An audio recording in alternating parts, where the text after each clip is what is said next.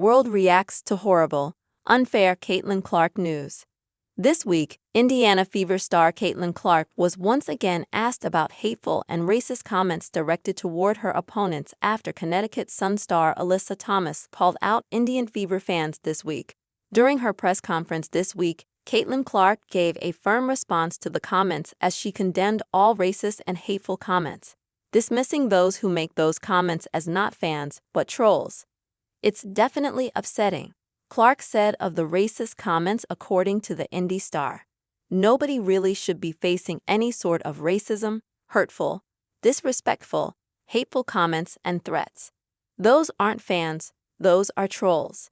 It's a real disservice to the people in our league, the organization, the players in the WNBA, but there are a lot of really good fans, whether they've been fans for 20+ years or whether they are new fans in our league.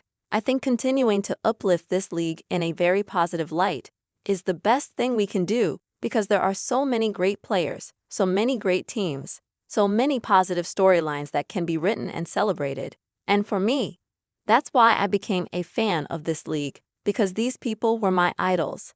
I grew up wanting to be like them, so I think continuing to uplift and represent this league in a positive way is the best thing that we can do."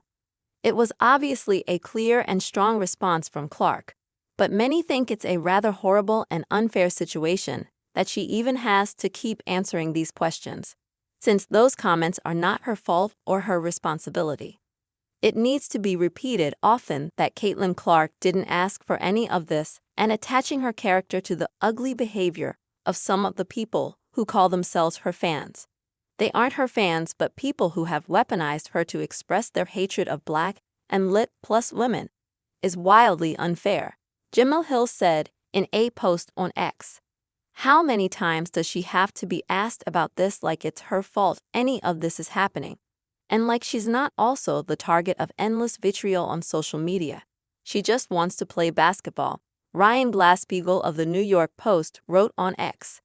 Caitlin Clark is only 22 years old and has handled being a pawn in a bizarre culture war as well as she can, George Alonso of Brabable wrote on X. This was again in response to a question Nancy Amore of USA Today said in a post. "It's certainly not fair for Clark to keep having to answer these questions, but she keeps handling it with class.